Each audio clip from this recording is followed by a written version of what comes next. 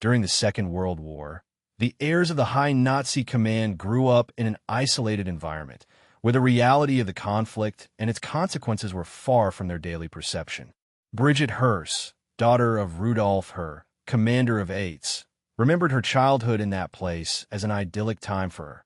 The rows of prisoners with striped suits who worked in the garden were nothing more than part of the daily landscape. Rolf Mangila, after a meeting with his father on July 197, 1977, confessed, "I will never understand how human beings could behave that way." After the death of Isep Mangala in 1979, he rejected his inheritance, abandoned his last name, and settled in Munich as a lawyer. Nicholas Frank, son of Hans Frank, general governor of occupied Poland, never hid his contempt for his father. In his book My Father, An Adjustment of Accounts, he described Hans as an unrepentant criminal responsible for the deaths of millions. What really happened with the heirs of the high National Socialist leaders Hans Frank and Nicholas heirs of horror? Breaking the silence, it is not surprising that many sons and daughters of Nazi leaders justified the actions of their parents. Raised in protected and privileged environments, they enjoyed an idyllic childhood in Nazi Germany, where they were treated with affection and respect, had access to the best toys, and lived a comfortable life, oblivious to the atrocities their parents committed. The same parents who told them stories before going to sleep or took them for a walk could not be responsible for the death of millions of people, despite the overwhelming evidence in this context. Raising their voice against Nazism and condemning their own family required extraordinary courage. Nicholas Frank was one of the few who did so.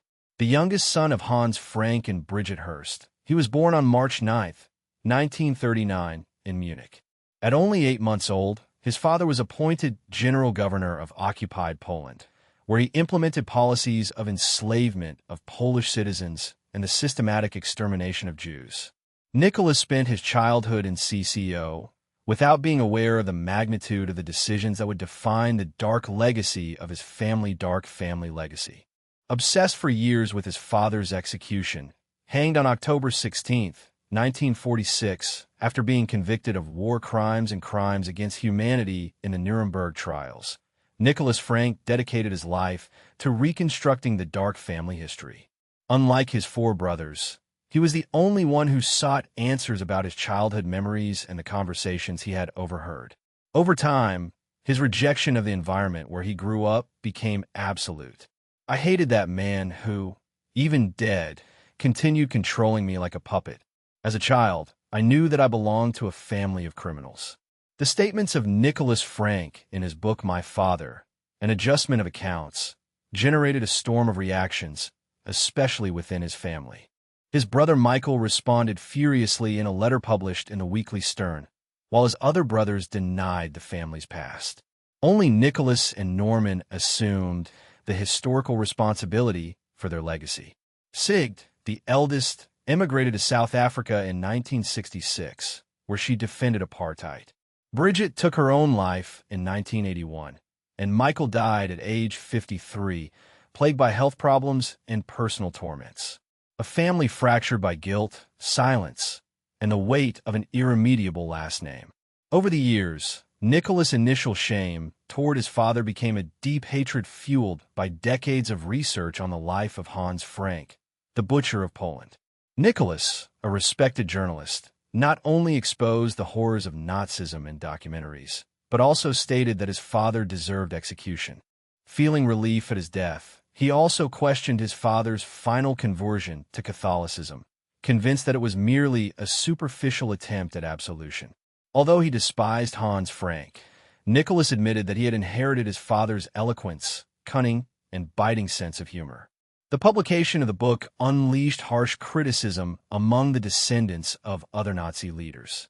Klaus von Schirach and Martin Adolf Bormann condemned his brutal tone, while Bormann, then a professor of theology, regretted not having spoken with Nicholas about his family's experiences, since for many it was inconceivable to question their parents. Nicholas' work was considered an excessive attack in both tone and content. The personal cost was high. His brothers cut off all relations with him, as did his childhood friends, unable to face such an uncomfortable truth. Nicholas regretted never having confronted his mother about her actions during the war. He described her as a cynical and frivolous woman, fascinated by the luxury of fur coats and riding in a Mercedes-Benz escorted by members of the SS. According to him, his mother would go to the local market accompanied by an SS driver to buy corsets made by Polish Jews who, weakened by hunger and misery, were forced to sell their products at ridiculous prices during the Second World War. The majestic halls of the Wawel Castle in Krakow, symbol of Polish national identity, became the domain of Brigitte Frank.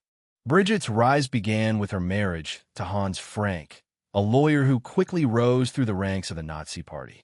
In 1939, when Hitler appointed her husband General Governor of Poland, Brigitte saw the opportunity to consolidate her status and satisfy her insatiable taste for opulence. The couple moved to the Wawel Castle, where Bright redecorated the rooms with looted works of art and furniture. Her new lifestyle earned her the nickname Queen of Poland among the Nazi elite. In addition, she is credited with having actively participated in the looting of Jewish properties, seizing jewelry, works of art, and other valuables, thus contributing to the systematic eradication of Jewish culture in the occupied territories. Brit's influence over Hans Frank was not limited to the domestic sphere, but she encouraged him to apply increasingly harsh policies in Poland, ensuring that his administration maintained the favor of Hitler and other senior officials of the regime. Her ambition and thirst for power were factors that led Hans to harden his government, intensifying reprisals against the Polish people. However, after the defeat of Germany and the revelation of Nazi crimes, Brigitte Frank denied having any knowledge of the concentration camps or the massacres committed under her husband's command during the Nuremberg trials, where Hans Frank was accused of war crimes and crimes against humanity. Brigitte desperately tried to defend him, presenting him as a victim manipulated by Hitler. The execution of Hans marked the beginning of Brigitte's final downfall. Stripped of the power and luxuries to which she had become accustomed, she spent her last years facing the consequences of her actions. Deprived of her influence, she lived in poverty in Munich until her death in March 1959. Silence and hate. The heirs of Rudolf Höss Brigitta Höss, the youngest daughter of the infamous commander of AIDS, Rudolf Höss, spent her childhood in the gloomy environment of the concentration camps. From her birth, her life was linked to the Nazi regime, moving from one residence to another in places like Dau and Saxenus before moving to AIDS.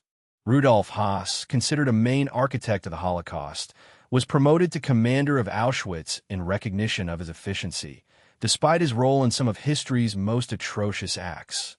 At home, he presented himself as an affectionate father next to his wife Hedwig and his 4 children, Klaus Hayat Traud, Inger Brigitte Hergen, and A.N.R. Rudolf settled into a comfortable house with a garden and swimming pool located just 200 meters from the gas chambers, built in 1937 by a Polish family. In 1940, it was confiscated by the German authorities and assigned to Höss. When he took control of the camp, Höss transformed the residence into a personal refuge, expanded the structure, colonized the attic space, and converted the garden into an idyllic environment where his family lived with disturbing normality, while the children played and the adults sunbathed in the garden. The screams from the camp, the orders in German, and the constant noise from the crematorium ovens were ignored or deliberately silenced in their minds. In 2007, historian Ian Baxter documented the interior of the house, preserved almost intact. The wooden floors, the original green tiles, and the handmade accessories had survived the passage of years, reflecting a state of minimal maintenance, but enough to avoid its ruin. In 2011, reporters from the BBC visited the villa, with Höss's grandson, who filmed the garden still green and well-kept, as well as a trellis that resembled the lattice gate with the inscription Arbeit macht frei, work sets you free. With the fall of the Third Reich, Rudolf Höss and his family tried to flee north, taking refuge in the forests alongside other prominent Nazi families. Although he contemplated collective suicide, he refrained, thinking about his children. Finally, he was captured in 1946, tried in Nuremberg, and executed the following year. During his imprisonment, Haas was interviewed by specialists who sought to understand his mind. He described with cold apathy the extermination methods used in Auschwitz and stated that he never questioned the orders he received, considering their compliance a necessity. He described himself as a lonely man, incapable of establishing close relationships, and denied feeling guilt, although he admitted after the surrender that what he had done was not what he had been led to believe. The psychologist Gustav Gilbert characterized him as intellectually normal, but deeply insensitive, with an apathy bordering on psychopathy. Primo Levi described him as an empty man whose blind obedience provided him comfort in the face of his doubts. In his memoirs, he reaffirmed his loyalty to National Socialism and portrayed himself as a misunderstood man, insisting that, despite everything, he had a heart. After Rudolf's death, the Haas family tried to leave the past behind and avoided mentioning the events that had marked them, with the aim of starting a new life. However, they faced enormous difficulties along the way. The scarcity of food, the need to steal coal to combat the cold, and the lack of footwear were part of their harsh reality. From then on, Hedwig Klaus Heyer, Traud, Inger Brigade, Hans Jürgen, and ANR were never the same again. At the end of the war, each member of the Haas family took different paths. Hedwig decided to rebuild her life in Germany, where she remarried. Later, she emigrated to the United States with her new husband. Although little is known about her life, it is said that she lived quietly in Washington until her death, with debates about her exact age, between 81 and 90 years.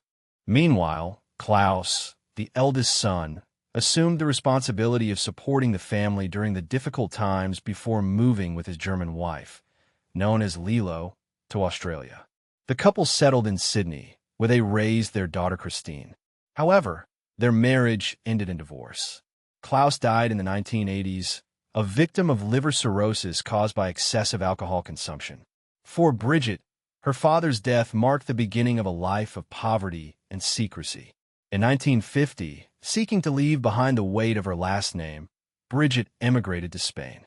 Thanks to her beauty and elegance, she got a job as a model for the prestigious Balenciaga house in Madrid. During those years, she never spoke of her origins. In 1961, she married an Irish-American engineer, and together they started a family. Throughout her marriage, they lived in countries as diverse as Liberia, Greece, Iran, and Vietnam. Following her husband's career, they ended up settling in Washington, D.C. It was then that the memoirs of Rudolf Haas came to light, revealing chilling details about his role in the Holocaust. Although this revelation could have tormented her, Bridget shared her story with her husband, who was understanding and considered her a victim of circumstances. Her life went from luxurious and privileged to extreme poverty overnight, but she managed to rebuild her identity away from the shadows of her past. For decades, Bridget remained silent about her story in the United States. She worked in haute couture boutiques, including Saks Jandel, where she earned the trust of her bosses, who were unaware of her connection with the commander of Auschwitz.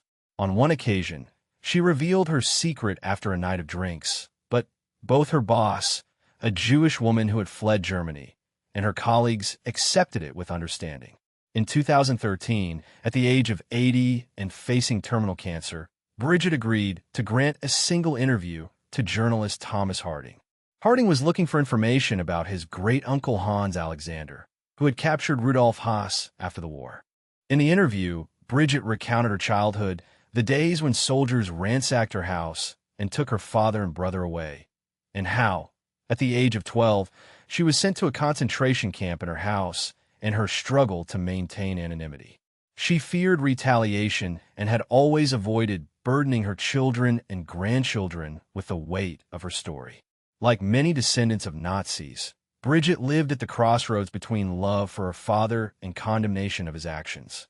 Although she kept a photograph of her parents on their wedding day, which she described as a memory of simpler times, she continued to question the number and details of the Holocaust. However, she accepted the reality of the atrocities and recognized her father's central role in the extermination machine. The Legacy of Shadows. The Fortunes That Survived the Third Reich. The Nazi regime extended during 12 years, from the appointment of Adolf Hitler his appointment as Chancellor in 1933 until his defeat at the end of the Second World War. Although many of its main leaders were prosecuted and some executed in the Nuremberg trials, numerous German fortunes that prospered thanks to their alliances with the regime remained intact, to the point that some of these families are still among the richest in the country. BMW, Volkswagen, Bauer, Porsche, Hugo Boss. These well-known companies share a dark historical connection to the Nazi regime. Several of them supported the SS and established concentration camps near their facilities during the Second World War. However, the destiny of the wealth accumulated by these families after the fall of the Third Reich remains a little explored topic. The connection between these families and the Nazi regime goes back to a confidential meeting held in Berlin in February 1933. Adolf Hitler, recently appointed chancellor, summoned about 20 prominent businessmen to ensure their financial support for the National Socialist Party's campaign. Although some, like Quandt, considered him an unimpressive leader, as they recorded in their writings, they decided to support him anyway. Years later, the majority would affirm that they were forced to join the Nazi cause due to the suffocating environment of the Third Reich.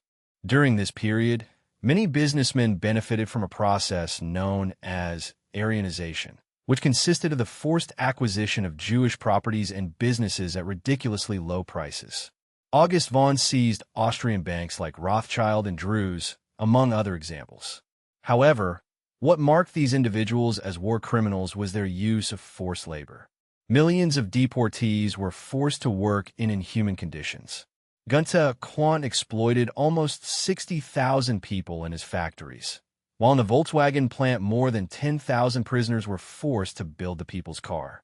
Despite these atrocities and the fact that the post-war period in Germany included a phase of denazification, only one of these 5 great businessmen, Friedrich Flick, was tried by the Nuremberg Tribunal.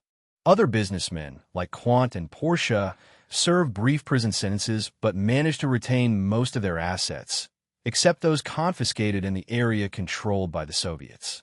Friedrich Flick, for his part, was sentenced by an American court to 7 years in prison for the use of slave labor and the looting of a factory in France in 1950. Flick was released after receiving a reduction of the sentence for good behavior after Hitler. Friedrich Flick, the richest man in Germany during the 1930s, was about to lose everything, but not only managed to retain his properties. In 1960, he regained his position as the richest person in the country thanks to his majority control of Daimler-Benz, the manufacturer of Mercedes. When he died in 1972, he was still one of the richest people in the world, rubbing shoulders with names like Jean-Paul Gaultier and the King of Saudi Arabia. Like Flick, other figures like Herbert Quandt and Ferry Porsche managed to restructure their businesses and consolidate their hidden legacies. The Nazi fortune of the Quandts.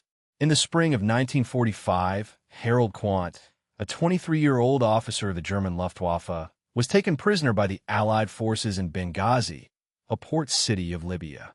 There, he received a farewell letter written by his mother, Magda Goebbels. In a handwritten message, the devastating news that Harold had received weeks before was confirmed. His mother had taken her own life together with her husband on May 1st, after administering cyanide capsules to her 6 children in the underground bunker of Berlin. Dear son, 6 days have passed since your father, your 6 younger siblings, and I went to the bunker to give our National Socialist lives the only worthy end possible, she wrote. Harold, dear son, I want to transmit to you what I have learned in life. Be loyal, loyal to yourself, loyal to the people, and loyal to your country. In 1918, the first wife of Gunnar Quandt died, leaving him a widower with 2 small children, Helm and Herbert. In 1921, he married Magda Ritschl, with whom he had an only son, Harold, born the following year. In 1927, Helmut died from complications related to appendicitis. Quandt and Magda separated in 1929, and 2 years later, she married Joseph Goebbels. In 1933, Gunnar Quandt joined the Nazi Party and transformed his factories into key suppliers for the German war machine. According to Joachim Schultes, professor of history in Bonn and author of a study commissioned by the family about the role of Quandt the Third Reich, he was one of the most prominent industrialists of the Nazi regime in the Second World War. The youngest son of Harold Quandt lived with his mother, Goebbels, and his 6 half-siblings. In 1939, after the invasion of Poland, he enlisted in the German army and volunteered for the paratrooper division. The following year, in 1944, he was wounded in combat and captured in Italy, being subsequently transferred to a British prisoner of war camp in Benghazi. During his captivity, Harold received a farewell letter from his mother and a message from his stepfather, who wrote to him, "It is likely that you are the only one capable of keeping the family tradition alive." Quandt regained his freedom in 1947, 7 years later than his half-brother Herbert. As Harold was the only surviving son of Magna Gehr's first marriage, he inherited the vast industrial empire created by his father, Gunnar Quandt Gunvant, who died in 1954 while on vacation in Cairo. His business empire was inherited by his 2 surviving sons, Harold and Herbert. Among the most valuable assets they received was a 14% stake in Daimler, of which they owned 4/5, according to the biography Ricardo Ackman, of Buried Past to Global Justice. Adolf Ackman, a key figure in the implementation of the Holocaust, was born in 1906 in Singan, known for his precision and organizational capacity. He ascended rapidly in the ranks of the SS, and, at the outbreak of the Second World War, he already occupied a prominent position in charge of coordinating the logistics of the mass deportations to the extermination camps. Although he rarely visited the camps in person, he was the architect of the complex bureaucratic machinery that allowed the systematic murder of millions of European Jews following the guidelines established in the Wannsee Conference in 1942. In 1944, when German troops occupied Hungary, Eichmann moved there to accelerate the implementation of the final solution. However, when the Soviet forces surrounded Budapest at the end of that year, he fled to Berlin and dedicated his last efforts to destroying the evidence that could incriminate him. After the defeat of Germany in May 1945, Eichmann was briefly captured by the American forces. Using the alias Otto Emmen, he managed to escape, aware that the Nuremberg trials and testimonies of witnesses, such as Commander Rudolf Huss, could seal his fate. Eichmann realized that he had to disappear completely to avoid justice. In 1948, Adolf Eichmann, using the false name Ricardo Klement, obtained false documents through a support network led by Bishop Alois Hudel. Taking advantage of the so-called rout of the monasteries, he fled to Italy and finally left for Argentina, where he settled in the suburban neighborhood of Olivos in Buenos Aires.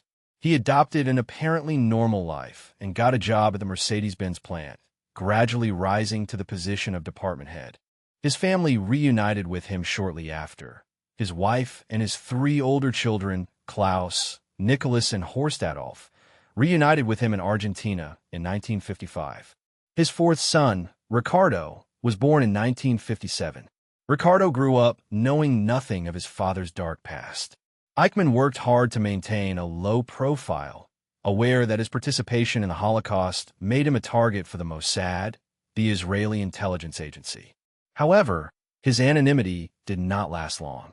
In 1960, during Operation Garibaldi, Mossad agents located him in Buenos Aires.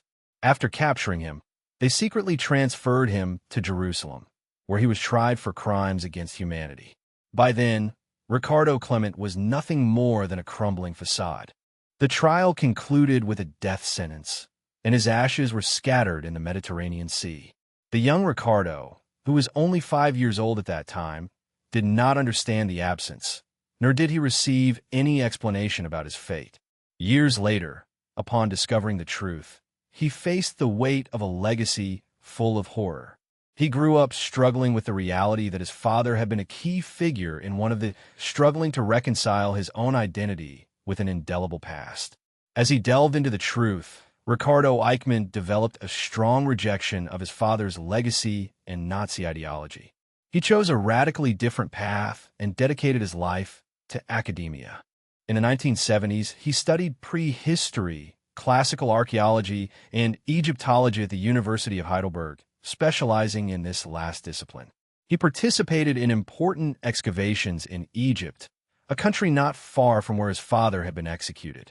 From 1996 to 2020, he was director of the Orient Department of the German Archaeological Institute of Berlin, consolidating himself as a respected academic in his field. In 1995, Ricardo agreed to an interview with Zvi Aharoni, the Mossad agent who captured his father, although the details of their conversation were never revealed. Ricardo later admitted that the experience was very revealing. Over the years, Ricardo Eichmann has systematically rejected his father's beliefs and has preferred that his life be defined by his academic work and not by the legacy of Adolf Eichmann. The story of the Eichmanns in Argentina did not end with Ricardo. Horst Eichmann, the second son, maintained a relationship with Carmen Beatrice Breton Lindemann, a young woman from Misiones known as Ling. Together they lived in Buenos Aires and had a daughter, Veronica Eichmann, who currently resides in Misiones province. Lindemann, a textile entrepreneur and local advocate of the German perspective on the Holocaust, referred in interviews to Adolf Eichmann as her grandfather, denied the magnitude of the genocide, and supported revisionist views. Adolf Eichmann left an indelible mark on world history and on the lives of his descendants, while Klaus and Horst Adolf perpetuated their father's ideological legacy. Ricardo broke with that past. Ricardo Eichmann never shared his anguish with his brothers and only maintained contact with one of them. When asked what his brothers thought of him for speaking openly about the family's past, he replied, "If you want to know what they think, you better ask them yourself." His distance was evident, and when he was shown a photograph of his older brother dressed in an SS uniform in his youth, the reasons became clearer. As a teenager, Ricardo envied other children whose parents had died in accidents or from illness. At least they knew the truth about their families. At 13 or 14 years old, he recalled the moment when he opened a magazine and saw a shocking image: the rope with which his father was hanged after the trial in Israel. It was at that moment that he fully understood who Adolf Eichmann had been and the burden he would carry for the rest of his life. Rolf Mengele, the burden of a name. In June 1985, the head of the forensic police of Brazil, Romeu Tuma, confirmed a shocking discovery. The human remains found on a beach in 1979 belonged to Joseph Mengele, the infamous Angel of Death, a Nazi doctor responsible for heinous crimes in Auschwitz, had eluded justice for decades, hidden in the South of America in an attempt to erase his dark past. Mengele, who had been chief physician at the extermination camp, was obsessed with the idea of racial hygiene, a concept he used to justify his sadistic experiments. He believed that his work would help demonstrate the supposed superiority of the Aryan race. Twins, in particular, became his main subjects of experimentation, whom he treated with the same indifference that one might have toward laboratory rats. His experiments included surgeries without anesthesia, amputations of healthy limbs, injections of deadly diseases, and the deliberate infection of wounds. All this in order to study the response of inferior human bodies to extreme pain and suffering. Joseph Mengele escaped from Auschwitz only 10 days before its liberation by the Red Army. He began a desperate flight to the West, and although he was captured shortly after, his identity remained hidden, presenting himself with the false name Joseph Memling, and, lacking the SS blood group tattoo, he went unnoticed. He was released as a simple doctor and continued his journey to hide. Initially, Mengele joined a German unit heading to Bavaria, in the area controlled by the Americans. He was captured again and sent to the Schastein prisoner of war camp, near Nuremberg, where he met Dr. Kyer, a former colleague. After his release, Mengele returned to Ates to recover his field notes, documents he deemed vital to his pseudoscientific legacy. From there, he crossed to Italy and arrived in Genoa by 1949. There, under the name of Helmut Greger, he obtained a passport issued by the Red Cross and set sail for Argentina. In July 1949, Mongala arrived in Buenos Aires and settled in the Vena Lopez neighborhood. He began an apparently normal life, working as a carpenter and later selling agricultural machinery. At first, confident that world attention on Nazi crimes had diminished. He lived under his real name. However, in 1958, he was questioned by Argentine authorities on suspicion of practicing medicine without a license after a young woman's death during an abortion. Although no charges were filed, the incident alerted him to the risk of discovery, and seeking greater security, Mangala moved to Paraguay in 1959, where he obtained citizenship under the name José Mongol. He later settled in Brazil, but before that he made a trip to Europe using a passport issued by Argentine authorities. He traveled to Switzerland to meet his son Rolf, who was unaware that the man he met was his real father. Introduced as Uncle Fritz, Mangila shared a family vacation with Rolf, including a skiing trip. The young man enjoyed his time together, unaware that he was in the company of one of the greatest war criminals in history. Rolf would not see his father again until 21 years later, in 1977. The initial contact occurred through Josef Mangala's lawyer, Hans Sedlmayr, who located Rolf in Germany. Sedlmayr first organized a meeting between Ralph and his cousin Karl Hinz, who had lived with Mangala for years in Argentina. Before the meeting, Sedlmayr tried to prepare Ralph by explaining that his father's generation had been shaped by the direct experience of war and had a very different perspective of the Third Reich compared to younger Germans who only knew it through history books. Sedl also had a motive. He needed Rolf to send money to his client, something they considered essential to keep Mangala safe. The Sedlmayrs, always loyal to Josef Mangila, acted as his main defenders following the instructions of Sedlmayrs.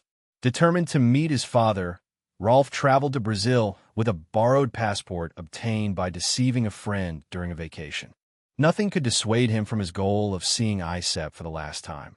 Although his perception of him had profoundly changed, the elderly Mangala was no longer the childhood hero Rolf had idealized. On the contrary, their differences were irreconcilable. Rolf, with communist inclinations, clashed directly with his father's ideologies.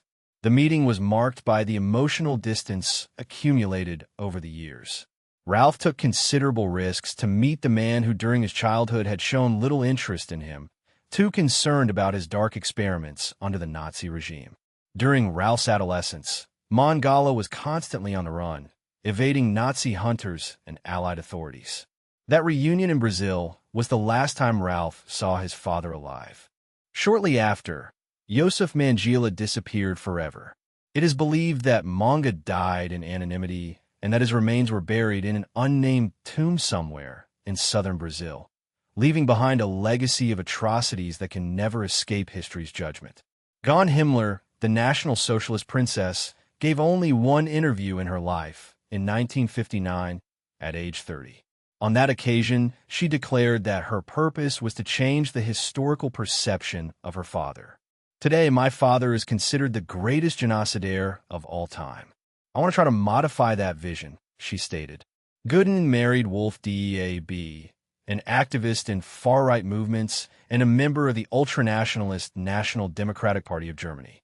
Gudrun dedicated her life to glorifying her father's image and questioning the documented horrors of the concentration camps. In her memoirs, she mentioned the gardens where prisoners grew vegetables and the landscape paintings created by some detainees. Although Heinrich Himmler had 3 other children, Gudrun was the only one born within his marriage. One of her sons was adopted, and the other 2 were the result of her relationship with her personal secretary, with whom she had a long affair. As a child, Gudrun begged her mother not to tell her father about her mischief, as she feared disappointing him. As she grew up, that admiration for her father transformed into a firm conviction of his innocence. She was sure that he had never committed the crimes he was accused of and considered his conviction a complete injustice. For years, she dreamed of writing a book to rehabilitate his name, but never with the intention of defending him, since for her, that would imply accepting his guilt. Gudrun always believed that one day her father would be remembered in the same way as historical figures, such as Napoleon, Wellington, or Malka. That hope became the driving force in her life. However, history condemned her forever. On Wednesday afternoons, her father took her with him on his inspection tours. One of those places was Dao, inaugurated in March 1933 and located a few kilometers from Munich. He himself had supervised its creation. Those who wear a red triangle are political prisoners. Those who wear a black triangle are common criminals, he explained to the girl. They all looked the same, disheveled, with ragged clothes and unshaven faces. However, what most caught her attention was not the men behind bars, but the camp's orchard and greenhouse. My father spoke to me about the importance of the plants that they cultivated there. He even let me take some leaves, I remembered years later. I was 12 years old during that macabre visit. The orchard reminded him of his childhood on the farm, where he helped his mother take care of the garden. Gone observed her father's ascent with admiration and pride. In August 1943, she noted her emotion in her diary. Dad is the Minister of the Interior of the Reich.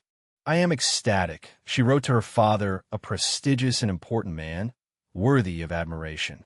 Meanwhile, Himmler, in his role within the regime, showed a chilling coldness. In July 1942, during a trip to AIDS to supervise the implementation of the final solution with the massive use of Zyklon B gas, he wrote to his wife with total indifference. I'm going to AIDS. A kiss, Your Heine. His letters, devoid of emotion or any detail about his activities, never mentioned the atrocities he committed or witnessed. He limited himself to expressing how exhausting his tasks were and the weight of his work, never revealing the horror that hid behind those simple, everyday words. Years later, Himmler justified his crimes with terrifying coldness. I did not feel that I had the right to allow Jewish women and children to survive, because those children would grow up to become avengers and kill our children and grandchildren. That would have seemed cowardly to me. Therefore, the decision was clear. This is not only the story of Gone, the daughter of Reichsfuhrer SS Heinrich Himmler, the fanatical and absolute leader of the Third Reich's repressive apparatus. In his childhood, those who knew Heinrich said that he was not even capable of crushing a fly. This same shy man was transformed into the main architect of the Gestapo and the SS, playing a central role in the creation of the concentration camp system and in the orchestration of the extermination of the Jews of Europe. In 1927, during a train trip from Munich to Berchtesgaden, near the border with Austria, Heinrich Himmler met Margarita Schroederboden, who would later become the mother of his daughter Jen. Margarita, known as Marga, was a divorced nurse, tall, blonde, blue-eyed, and Protestant, who embodied the ideal Aryan woman promoted by the regime. Himmler, for his part, was 27 years old, physically fragile, myopic, and had a weak chin, features that completely distanced him from the Aryan prototype that he so exalted. His appearance filled him with insecurities, and his fragile constitution prevented him from practicing sports or enjoying great banquets. This frustrated soldier found solace in discipline and the uniform, which provided him with a sense of order and control. A firm defender of sexual abstinence, Himmler had few relationships with women in his youth and lived his first intimate experience at age 28. To win Margarita's favor, Himmler gave her books on Freemasonry and Jewish conspiracy theories, topics that resonated in the tense Germany devastated by the economic crisis and latent anti-Semitism. Marga, influenced by these ideas, did not hesitate to share discriminatory opinions. A Jew is always a Jew, she said of her business partner when selling her share of a clinic after meeting Himmler, reflecting the climate of hatred that would define her relationship and her role in history. Heinrich Himmler, shy and insecure, wrote romantic letters to Margareta, whom he called Your Landsknecht. They married in 1928, although his conservative Catholic family rejected Marga for being Protestant, divorced, and socially awkward. In 1929, his only legitimate child, Gun, was born with the affectionate nickname of Puppy. Unable to have more children, they adopted a child, but Marga considered him problematic and sent him to a boarding school. After studying agronomy, he invested Marga's dowry in a chicken farm that quickly failed. Margareta, isolated and depressed, was left in charge of the farm, while Himmler distanced himself, busy with his duties in the Nazi Party. In 1933, they sold the farm and moved to Munich. There, Himmler quickly rose to become head of the German police in 1936 and developed an obsession with racial purity. The family later moved to Tegernsee, but the responsibilities kept him away most of the time, which exacerbated tensions with Margarita. Meanwhile, Gudrun became the model girl of the family, adored by her parents. Heinrich Himmler became increasingly interested in the role of sexuality in society, while struggling with his inability to have more children with Margarita, whom he did not blame for the situation. He developed the idea that monogamy was a creation of the Catholic Church that should be abolished. According to his arguments based on Germanic prehistory, a nobleman could take a second wife if that guaranteed him more children. This philosophy also influenced the policies of the SS, which allowed officers to divorce or live with second wives. In line with this vision, Himmler supported the creation of the Lebensborn program in 1936, which established centers where Aryan women could have children in secret outside of marriage to increase the birth rate. He also organized meetings for teenagers in order to encourage heterosexual relationships and discourage homosexuality. In a 1937 speech, he proposed that young people participate in dances to awaken early romantic feelings. In 1940, Himmler separated from Margaret, although he never divorced her out of respect for Gone's mother, whom he deeply adored. Despite his growing political responsibilities, he tried to stay close to his daughter, whom he called Poopy in many photos of her childhood. Gudrun appears smiling next to her father, with her blonde hair braided and wearing traditional Bavarian costumes, projecting the image of the perfect girl according to the ideals of the Reich. Himmler, despite his public brutality, tried to be a present and loving father in the life of his only legitimate daughter. He made efforts to stay in touch with Gone, even in the midst of his hectic political life. He shared details of his daily activities, sent her photographs, and took every opportunity to spend time with her. His personal agendas reveal almost daily calls with his wife and daughter, full of notes such as played with the children or conversation with Poopy. However, Gudrun's bad grades irritated him deeply, since he believed that obedience, cleanliness, and academic performance were fundamental pillars of education from an early age. Marga also kept a diary in which she noted the positive aspects of Gudrun's behavior but did not hide the difficulties in ensuring her obedience. When Himmler visited, they often hunted together or took long walks in the forest, which fostered a close, affectionate bond. The Führer Adolf Hitler also played a key role in Gone's childhood. In 1935, one night, the distressed girl asked her mother if Uncle Hitler would have to die someday. After receiving the reassuring answer that he would live at least 100 years, Gudrun replied confidently, "No, Mom. I know he will live 200 years." The Himmlers were delighted with the attention that Hitler paid to Gone, who visited him every New Year and received a doll and chocolates from him. Marga proudly wrote in her diary on May 3, 1938, "The Führer came." Puppy was very excited. It was wonderful to share the table with him among friends. Gudrun, known as Poopy, spent much of the war alone in the care of her Aunt Lydia Boden, while her mother worked as a nurse for the Red Cross in Berlin during her travels to occupied territories such as Poland. Margar did not hide her prejudices and described Jews and Poles with derogatory terms. For her part, Gudrun lived in Gund, away from the war's chaos, attending school and eagerly awaiting sporadic visits. The girl suffered stomach pains and nervousness, and her school grades worsened, while Himmler wanted his daughter to understand the reality of the conflict. However, Gudrun was still not ready to understand it. Her mother noted in her diary that the girl picked up more than she should during the war. Jin lived in constant expectation, fearing for her father's safety and closely following the conflict's development. In July 1944, Gudrun began to understand that defeat was inevitable when she learned of the Normandy landings and the arrival of the Russians at the borders.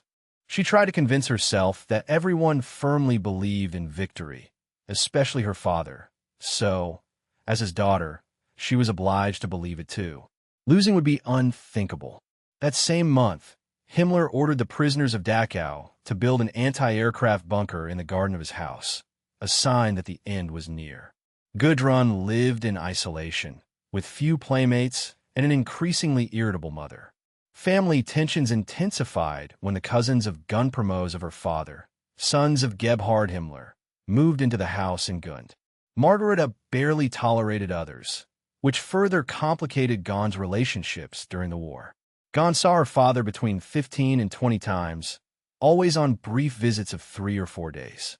Contact with him was limited to telephone calls, letters full of dedications, and packages with food and gifts, such as chocolate, cheese, or flowers, which he sent her even when resources were scarce. On March 5, 1945, Gon wrote in her diary in a desperate tone, "In Europe, we no longer have allies. We only depend on ourselves. There is so much betrayal among us." She criticized Goering and GBL, while lamenting that her father, who always remained in the background, did not receive the recognition he deserved. Gon saw Himmler for the last time in November 1944 during a brief 2-day visit to Gund. Her last telephone call with him was in March 1945, and her last letter arrived in April. In their conversations, they talked about everyday topics or about Himmler's health, who suffered from constant stomach pains. In his final farewell, he told her that he hoped to return for Christmas, although he could not guarantee it. In April 1945, when American troops were approaching, Margaret and Gon left Gund and headed to the south, leaving behind the bunker built in the garden, a silent vestige of the war that was approaching its tragic end. On May 13, 1945, 15-year-old Gun Himmler and her mother Margareta were arrested near Bolzano after being betrayed by Karl Wolff. They were transferred to several places, including Cinecittà in Rome, and finally to Nuremberg. During the interrogations, Margaret denied having knowledge of her husband's crimes and reacted coldly upon learning of his suicide with cyanide on May 23, 1945. Gudrun, isolated and unaware of her father's activities, stated that they had never talked about the war. Margaret, for her part, expressed her pride in Himmler and minimized the regime's atrocities, showing indifference to the millions of deaths in the concentration camps. Her lack of emotion deeply impacted the Allied officers who interrogated them in August 1945. Gudrun Himmler accidentally learned of her father's suicide during an interview with her mother. The news deeply affected her, leaving her bedridden with high fever and delirium for weeks, convinced that the Allies murdered him. She refused to accept reality. The British, seeing few options to protect her and not knowing what to do, temporarily gave her the last name Schmidt. Gudrun and her mother remained detained in Camp 77 in Ludwigsburg until 1946. Margaret feared leaving because of the risk of retaliation and a lack of resources. Finally, they were welcomed by Pastor Bodelschwing in a convent, where Gudrun stayed away from the religious community, expressing her desire to remain Catholic like her. In 1952, the two left the convent, aware of the weight of their last name. Gudrun suffered multiple rejections, such as in 1947, when a school of applied arts refused to accept her. However, she later managed to enroll thanks to the intervention of a social democratic politician.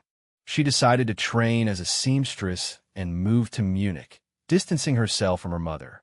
At the age of 21, she tried to contact her half-siblings, children of Himmler's relationship with Hedwig Pothast, but she did not succeed. Hedwig, after the war, retired to Baden-Baden, where she lived discreetly. Little is known about the lives of her children, who grew up far from weapons. Gudrun Himmler faced constant rejection because of her last name. She was fired from jobs and evicted from houses, but she refused to give up her father's last name, whom she defended throughout life. In 1955, she participated in fascist acts and turned her apartment into a museum dedicated to Heinrich Himmler, where she collected objects in his honor. Despite evidence of her father's crimes, she never accepted his guilt and clung to the hope that he would one day be exonerated. In 1951, Gudrun joined the Still-Hilfe Association, which provided legal and logistical support to Nazi criminals. The organization helped figures like Joseph Mengele and Adolf Eichmann escape to Latin America. She also contributed to founding the Viking Jugend, inspired by the Hitler Youth, which was banned in 1994. Gudrun lived trapped between filial love and denial of her father's role in the Third Reich's atrocities, convinced that she was a victim of injustice, just like him. Gudrun Himmler dedicated her life to supporting former Nazis and defending the ideals of the Third Reich as an active member of Still Hilfe. She helped figures such as Anton Moloff, the cruel guard of the Theresienstadt concentration camp, providing him refuge in a luxurious nursing home financed in part with German public money. Gudrun visited him regularly until his death in 2002, which earned her public criticism. After retiring from public life, Gudrun continued to defend ex-Nazis and support far-right movements, such as the National Democratic Party of Germany, NP, also participating in neo-Nazi commemorations in the 1960s. She married Wolf-Dieter Berwitz, a writer and Nazi sympathizer with whom she started a family in Munich. Gudrun's great-niece, Katrin Himmler, took an opposite path. She married a descendant of a Jewish family and wrote the book The Himmler Brothers, in which she reflects on the family's legacy and the atrocities of Nazism, making clear that the weight of guilt can transcend generations. Although Gudrun never showed remorse or tried to free herself from the past, Etta Goring, between privilege and ruin. Etta Goring, known as the Princess of the Third Reich, was born on June 2, 1938, in an environment of luxury and propaganda. That day, bells rang throughout the Reich. More than 600 telegrams were received, and the German newsreels announced her birth as an important event. The sublime Mrs. Emmy Goring had given birth to a girl at the West Sanatorium Clinic in Berlin. In Berlin, Hitler, who became her godfather, showed a special affection for the girl and often received her with open arms when Etta took her first steps towards him. After the end of the Second World War, Etta maintained links with nostalgic circles of Nazism for decades and was a regular guest at meetings in Bayreuth, in a house of the descendants of Wagner, famous for their affinity with the Third Reich. Despite the passage of time, her house in the Lehel neighborhood in Munich remained a point of reference for German high society. Etta managed to avoid the publicity of the media and the cameras, although her name reappeared in the headlines when she went to court to claim her father's fortune on the 70th anniversary of the end of the Second World War. Etta filed a legal request with the Bavarian authorities demanding compensation for the inheritance of Hermann Göring, which never reached her hands due to the intervention of the Nuremberg trials. In her petition, she stated that it was compensation for the expropriation of her inheritance in 1948, the assets that belonged to her father and that were expropriated. She added that she was looking for a modest sum that would allow her to live with dignity. It was not the first time that Etta claimed a part of her father's inheritance. At her baptism, she had received personal gifts that she considered her property, such as the painting The Virgin and Child by Lucas Cranach the Elder, looted from the Wallraf Fritz Arts Museum and given to her family by the Cologne City Council. Although she litigated for years for this painting, in 1968 the Federal Court of Germany ruled that its acquisition had been immoral. The toy house that thousands of Luftwaffe officers gave her, built in the Kyffhauser forests, and other luxury items were also not returned to her. Hermann Göring's fortune was monumental. Approximately 1,400 paintings, 250 sculptures, 168 antique tapestries, 60 Persian and French carpets, and thousands of rare books and manuscripts. His art collection, assembled with the help of agents from all over Europe, included valuable pieces, many of them obtained through looting. One of his main collaborators was Hildebrand Gerlet, father of Cornelius Gerlet, who decades later would be discovered with a treasure of more than 1,400 works of stolen art in 1954. Etta managed to recover some family jewels using arguments similar to those she presented on this occasion. Despite her advanced age, she still retains her aristocratic bearing and goes to court with an elegance reminiscent of the girl who in her childhood sat on Hitler's lap. However, the Bavarian parliament unanimously rejected her latest request, following the recommendations of the Regional Ministry of Finance. According to journalist Wolfgang Witt, the reasons for this new claim remain unclear. Perhaps it is the nostalgia for lost luxury or the pressure from those who could inherit from her. What is evident is that Etta Goring, throughout her life, has not abandoned the fight to recover the material and symbolic legacy of her father, although her attempts remain unsuccessful.